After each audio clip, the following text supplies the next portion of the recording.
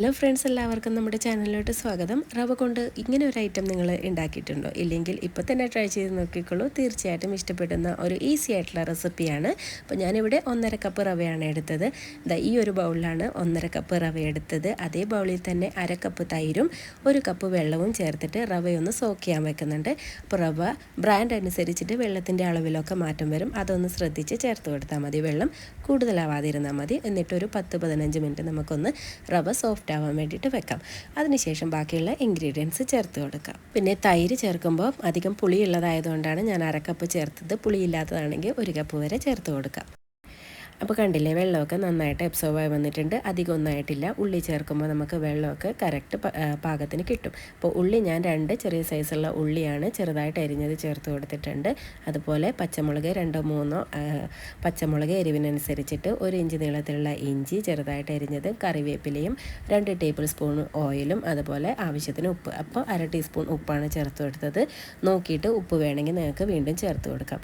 ഇനി ഇതിലേക്ക് ഞാൻ ആഡ് ചെയ്യുന്നത് 1/2 കപ്പ് മൈദയാണ്. അതും കൂടെ ചേർത്ത് കൊടുത്തിട്ട് ഒന്ന് നന്നായിട്ട് മിക്സ് ചെയ്തെടുക്കാം. അപ്പോൾ ഇനി ഇതിലേക്ക് ചേർത്ത് കൊടുക്കുന്നത് 1/2 ടീസ്പൂൺ ജീരകമാണ്. അത് മുന്നേ ചേർത്ത് കൊടുക്കാൻ മറന്നുപോയതുകൊണ്ടാണ്. അപ്പോൾ 1/2 ടീസ്പൂൺ ജീരകവും കൂടെ ചേർത്ത് കൊടുത്തിട്ട് ഇതൊന്ന് മിക്സ് ചെയ്തിട്ട് നമുക്ക് മാറ്റി വയ്ക്കാം. അപ്പോൾ ഇത്രയേ ഉള്ളൂ, നമ്മുടെ റവ ഒണിയൻ വടയുടെ സംഭവം റെഡി ആയിട്ടുണ്ട്. ഇനി നമുക്കിതൊന്ന് ഫ്രൈ ചെയ്തെടുക്കണം. കയ്യിൽ കുറച്ച് വെള്ളമാക്കിയതിന് ശേഷം നമുക്ക് ഇതുപോലെ ഇട്ട് കൊടുക്കുകയാണെങ്കിൽ പെട്ടെന്ന് കയ്യിൽ നിന്ന് വിട്ട് വരും. അപ്പോൾ എണ്ണ നന്നായിട്ട് തിളച്ചതിന് ശേഷം മാത്രം ഇതിലേക്ക് ഇട്ട് കൊടുക്കുക. എന്നിട്ട് ഒരു ഗോൾഡൻ ബ്രൗൺ കളർ ആവുന്നത് വരെ നമുക്ക് കുക്ക് ചെയ്തെടുക്കാം. അപ്പോൾ ഫ്ലെയിം എപ്പോഴും ലോ ടു മീഡിയം ഫ്ലെയിമിൽ വെച്ചിരിക്കുക. എന്നിട്ട് 2 ഭാഗവും മറിച്ചിട്ട് നന്നായിട്ട് കുക്ക് ചെയ്തെടുക്കുക. എന്നാൽ അകവും പുറവും ഒക്കെ നന്നായിട്ട് വെന്ത് നല്ല ക്രിസ്പായിട്ടൊക്കെ കിട്ടും. അതിന് വേണ്ടിയിട്ടാണ് മീഡിയം ഫ്ലെയിമിൽ വെച്ച് കൊടുക്കാൻ പറയുന്നത്.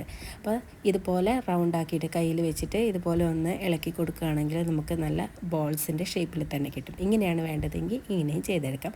അല്ല ഡയറക്റ്റ് നിങ്ങൾക്ക് പക്കാവട ചെയ്യുന്ന പോലെയാണ് വേണ്ടതെങ്കിൽ അങ്ങനെയും ചെയ്തെടുക്കാം. അപ്പോൾ ഇതിൻ്റെ കൂടെ കോക്കനട്ട് ചട്നിയോ അല്ലെങ്കിൽ ടൊമാറ്റോ കെച്ചപ്പൊക്കെ ഉണ്ടെങ്കിൽ കൂടുതൽ ടേസ്റ്റി കൂടെ ആയിരിക്കും. എല്ലാവരും ട്രൈ ചെയ്ത് നോക്കുക. എന്നിട്ട് ഫീഡ്ബാക്ക് അറിയിക്കുക. പുതിയ റെസിപ്പീസും പുതിയ വീഡിയോസും ആയിട്ട് നമുക്ക് വീണ്ടും കാണാം. അപ്പോൾ നമ്മുടെ ചാനൽ സബ്സ്ക്രൈബ് ചെയ്യാതെ കാണുന്ന കൂട്ടുകാരുണ്ടെങ്കിൽ ഒന്ന് സബ്സ്ക്രൈബ് ചെയ്ത് സപ്പോർട്ട് ചെയ്യണേ.